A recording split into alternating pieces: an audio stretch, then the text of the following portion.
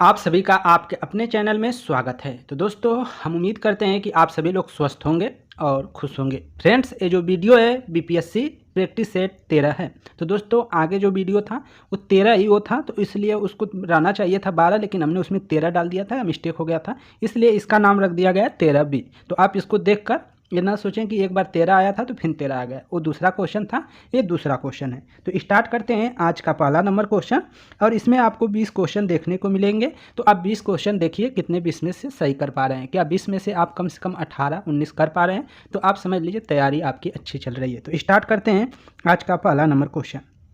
Question है, सर्वोच्च न्यायालय एक है। सर्वोच्च न्यायालय एक है, ये आपको बताना है। संविधान का अंतिम विवेचक सिविल न्यायालय है, संघीय न्यायालय है, मानव अधिकारों का संरक्षक है। ये उपयुक्त में से कोई नहीं, उपयुक्त में से एक से अधिक। तो आंसर आपका ई के साथ जाएगा, उपयुक्त में से एक से अधिक। ठीक है, क्योंकि संविधान का अंतिम विवेचक भी सर्वोच्च न्यायालय है, एक संघीय न्यायालय भी है और मानव अधिकारों का संरक्षक भी है। तो आपका ये तीनों सही होगा, तो इसलिए ऑप्शन ई सही हो जाएगा। आगे चलते हैं, 2 नंबर क्वेश्चन देखते हैं। सामुदायिक विकास का उद्देश्य क्या है? सामुदायिक विकास का उद्देश्य क्या है, ये बताना है। ऑप्शन ए है पर्यावरण संरक्षण, समरस जीवन, आर्थिक विकास, मानव पूंजीवाद, पूंजी का निर्माण, और ये उपयुक्त में से कोई नहीं, उपयुक्त में से एक से अधिक। तो आंसर आपका ई के साथ जाएगा, एक से अधिक, मतलब ई ऑप्शन सही हो जाएगा, क्योंकि कई ऑप्शन सही है। सामुदायिक विकास का उद्देश्य क्या है, तो ये आपका आंसर हो जाएगा ई, एक से अधिक। आगे चलते हैं, 3 नंबर क्वेश्चन है फ्रेंड्स। भारत का राष्ट्रपति कितनी बार पुनः निर्वाचित के लिए पात्र होता है? भारत का जो राष्ट्रपति होता है पुनः कितनी बार चुनाव के लिए पात्र होता है? ऑप्शन ए है 3 बार, बी है कितनी भी बार, सी है 1 बार, डी है 2 बार, और ई है उपयुक्त में से कोई नहीं, उपयुक्त में से एक से अधिक। तो आपका आंसर हो जाएगा बी, कितनी भी बार। भारत का राष्ट्रपति कितनी बार पुनः चुनाव के लिए पात्र हो सकता है? तो कितनी भी बार पात्र हो सकता है, इसका कोई ये नहीं है कि 1 बार 2 बार। ठीक है, आगे चलते हैं। आपका लोकसभा में समांतर कितने सत्र होते हैं? लोकसभा में समांतर कितने सत्र होते हैं? ऑप्शन ए है 5 होते हैं, बी है 6, सी है 7, डी है 4, और ई है उपयुक्त में से कोई नहीं या उपयुक्त में से एक से अधिक। तो आंसर जो 4 का जाएगा वो सी के साथ जाएगा दोस्तों, 3 होते हैं। लोकसभा में समांतर कितने सत्र होते हैं? तो 3 सत्र होते हैं। आगे चलते हैं फ्रेंड्स, तीनों सत्र के दोस्तों इसमें जो है आपको एक होमवर्क टाइप का है कि लोकसभा में कितने सत्र होते हैं। तो आपको मालूम हो गया कि 3 सत्र होते हैं समांतर। तो उन 3 सत्रों के नाम कमेंट बॉक्स में जरूर लिखें, कौन कौन से सत्र होते हैं उनको कमेंट में जरूर बताइए। आगे चलते हैं, 5वां नंबर क्वेश्चन आपका। स्वतंत्र भारत के प्रथम विधि आयोग के अध्यक्ष कौन थे? स्वतंत्र भारत के प्रथम विधि आयोग के अध्यक्ष कौन थे, ये बताना है। ऑप्शन ए है न्यायमूर्ति टी.वी. वेंकटा रमण अय्यर, श्री एम.सी. सीतलवाड़ा, सी है न्यायाधीश जे.एल. कपूर, डी है न्यायाधीश वी.के. सुंदरम, और ऑप्शन ई है आपका। तो 5वां का जो जाएगा वो बी के साथ जाएगा दोस्तों। प्रथम विधि आयोग के अध्यक्ष कौन थे? तो स्वतंत्र भारत के प्रथम विधि आयोग के जो अध्यक्ष थे वो थे श्री एम.सी. सीतलवाड़। तो ऑप्शन आपका बी सही हो जाएगा। आगे देखते हैं, 6 नंबर क्वेश्चन है आपका। भंडारी समिति किससे संबंधित है?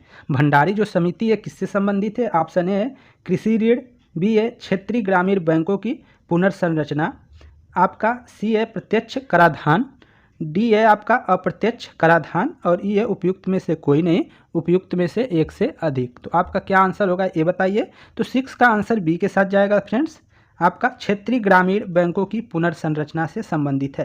तो भंडारी जो समिति है किससे संबंधित है? तो क्षेत्रीय ग्रामीण बैंकों की पुनर्संरचना से संबंधित है, इसको याद रखिएगा।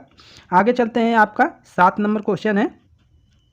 सुभाष चंद्र बोस ने निकोबार द्वीप को क्या नाम दिया? सुभाष चंद्र बोस ने निकोबार द्वीप समूह को क्या नाम दिया था, ये बताना है। ऑप्शन ए है बलिदान द्वीप, नवोदय द्वीप, स्वराज द्वीप, और इसके बाद शहीद द्वीप, या ये उपयुक्त में से कोई नहीं, उपयुक्त में से एक से ज़्यादा। तो आंसर आपका सी के साथ जाता है, स्वराज द्वीप। सुभाष चंद्र बोस ने निकोबार द्वीप को नाम दिया था स्वराज द्वीप। ठीक है, आगे चलते हैं, अगला 8 नंबर क्वेश्चन। खुदीराम बोस ने किस स्थान पर किंग्स फोर्ट की हत्या का प्रयास किया? खुदीराम बोस ने किस स्थान पर किंग्स फोर्ट की हत्या का प्रयास किया? मुजफ्फरनगर, पटना, गया, दरभंगा और ऑप्शन ई है। तो 8 का जो ऑप्शन हो जाएगा ए सही हो जाएगा, मुजफ्फरपुर में। तो खुदीराम बोस ने किस स्थान पर किंग्स फोर्ट की हत्या का प्रयास किया था? तो ऑप्शन हो जाएगा मुजफ्फरपुर। आगे चलते हैं, 9 नंबर क्वेश्चन देखते हैं।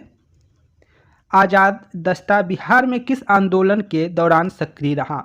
आज़ाद जो दस्ता था बिहार में किस आंदोलन के दौरान सक्रिय रहा, ये आपको बताना है।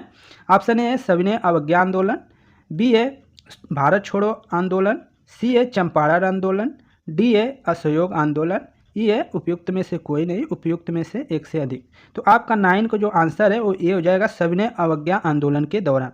तो आज़ाद जो दस्ता था वो बिहार में किस आंदोलन के दौरान सक्रिय रहा? तो आंसर हो जाएगा सविनय अवज्ञा आंदोलन। तो सविनय अवज्ञा आंदोलन के बारे में आप विस्तार से पढ़ लीजिए दोस्तों, जो बिहार से रिलेटेड हो। आगे चलते हैं, 1942 में किस त्यौहार के अवसर पर जयप्रकाश नारायण हजारीबाग जेल से भाग निकले थे? ये आपको बताना है। दशहरा, बैसाखी, दिवाली, होली, ई ऑप्शन है। तो 10 का जो आंसर है दोस्तों वो बी सही है आपका, बैसाखी। ठीक है, 1942 में बैसाखी त्यौहार के अवसर पर जयप्रकाश नारायण हजारीबाग जेल, एक बार क्वेश्चन यहाँ से पूछा जा सकता है, तो हजारीबाग जेल से भाग निकले थे। आगे देखते हैं, 11 नंबर क्वेश्चन है आपका। डॉक्टर राजेंद्र प्रसाद को संविधान सभा का सभापति चुना गया। डॉक्टर राजेंद्र प्रसाद को सभापति चुना गया था किस समय, ये बताना है आपको। तो 11 का ऑप्शन ए है नवंबर 1946, बी है दिसंबर 1946, सी है सितंबर 1946, डी है अक्टूबर 1946 और ऑप्शन ई है उपयुक्त में से कोई नहीं, उपयुक्त में से एक से अधिक। तो आपका आंसर जो जाएगा 11 का बी के साथ जाएगा, दिसंबर 1946 में। तो डॉक्टर राजेंद्र प्रसाद को सभापति कब चुना गया था? तो दिसंबर 1946, दिसंबर 1946 आपका सही आंसर होगा, ये याद रखिएगा। आगे चलते हैं, 12 नंबर क्वेश्चन। आसान क्वेश्चन है लेकिन बार बार पेपर में पूछा जाता है। सीमांत गांधी के नाम से कौन जाना जाता है? सीमांत गांधी के नाम से कौन जाना जाता है? फ्रेंड्स, क्वेश्चन है कि सीमांत गांधी के नाम से कौन जाना जाता है? तो इसका जो आंसर हो जाएगा बी हो जाएगा, अब्दुल गफ्फार खान को सीमांत गांधी के नाम से जाना जाता है, अब्दुल गफ्फार खान। ठीक है, आगे चलते हैं, 13 नंबर क्वेश्चन है आपका। बंगाल विभाजन के विषय में किसने कहा था विभाजन हमारे ऊपर कम की तरह गिरा? कम की तरह नहीं रहना चाहिए, यहाँ बम की तरह रहना चाहिए दोस्तों, कि बम की तरह गिरा, बम रहना चाहिए, कम हो गया। बंगाल विभाजन हमारे ऊपर बम की तरह गिरा, ये आपका रहना चाहिए, यहाँ पे कम नहीं रहना चाहिए, इसको याद रखिए, कम नहीं रहेगा दोस्तों, बम रहना चाहिए यहाँ पे, बम की तरह गिरा। बम की तरह कौन कहा था? चंद्रपाल, चित्तरंजन दास, बनर्जी, गोपाल कृष्ण गोखले और ऑप्शन ई है। तो आपका 13 का ऑप्शन सी हो जाएगा, बनर्जी महोदय ने कहा था। ठीक है, बंगाल विभाजन के विषय में किसने कहा था कि विभाजन हमारे ऊपर बम की तरह गिरा? तो वो बनर्जी महोदय ने किया था। आगे चलते हैं, 14 नंबर क्वेश्चन। सरदार उधम सिंह ने किसे मारा था? सरदार उधम सिंह ने किसे मारा था ये बताना है आपको।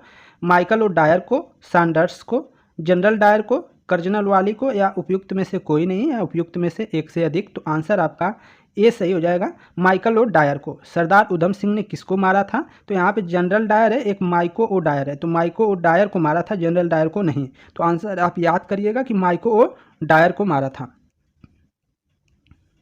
15 नंबर क्वेश्चन है, बारदोली सत्याग्रह का सफल नेतृत्व किसने किया? बारदोली सत्याग्रह का सफल नेतृत्व किसने किया था ये बताना है। ऑप्शन ए है जे.बी. कृपलानी, बी है जवाहरलाल नेहरू, सी है वल्लभ भाई पटेल, डी है मोतीलाल नेहरू और ऑप्शन ई है। तो आपका आंसर सी हो जाएगा, सरदार वल्लभ भाई पटेल। सरदार वल्लभ भाई पटेल, तो यहीं पे सरदार की उपाधियाँ भी यहाँ की महिलाओं से, बारदोली की महिलाओं से उनको सरदार की उपाधियाँ दी गई थी वल्लभ भाई पटेल को, तो इसीलिए उनको सरदार वल्लभ भाई पटेल कहा जाने लगा। तो ये याद रखिएगा। अगला है 16 नंबर क्वेश्चन है आपका। प्रसिद्ध गांधी इरविन समझौता किस वर्ष हुआ? गांधी इरविन समझौता किस वर्ष हुआ ये बताना। 1931, 1932, 1930, 1929, 1930 और ऑप्शन ई है। तो आंसर हो जाएगा आपका 16 का जो है दोस्तों ए के साथ जाएगा, 1931 में हुआ था। गांधी इरविन समझौता किस वर्ष हुआ था? तो 1931 में हुआ था। आगे चलते हैं, 10 नंबर क्वेश्चन है आपका, 17 नंबर क्वेश्चन है। उत्तर बिहार किसके लिए प्रसिद्ध है? उत्तर बिहार किसके लिए प्रसिद्ध है? कृषि समृद्धि के लिए, भारी उद्योग के लिए, बाढ़ के लिए, सूखा के लिए। तो आंसर आपका सी सही हो जाएगा, बाढ़ के लिए प्रसिद्ध है। आगे चलते हैं। 18 नंबर क्वेश्चन है आपका, बिहार के क्षेत्रफल में कुल बोई गई भूमि का प्रतिशत है। बिहार के क्षेत्रफल में कुल बोई गई भूमि का प्रतिशत क्या है, ये आपको बताना है। तो इसका जो आंसर हो जाएगा दोस्तों ए, बी, 60, 40, 80 या 70। तो इसका जो आंसर हो जाएगा दोस्तों ये सही हो जाएगा 18 का 60। ठीक है, 60% भूमि क्या है, बोई जाती है। तो बिहार क्षेत्रफल में कुल बोई गई भूमि का प्रतिशत कितना है, तो 60% है। ऑप्शन ए सही है। आगे देखते हैं 19 नंबर क्वेश्चन, बिहार में कोयले का अनुमानित भंडारण है। बिहार में कोयले का अनुमानित भंडारण क्या है, तो आंसर हो जाएगा 16 टन। अनुमानित जो भंडारण है वो क्या है, 16 टन है।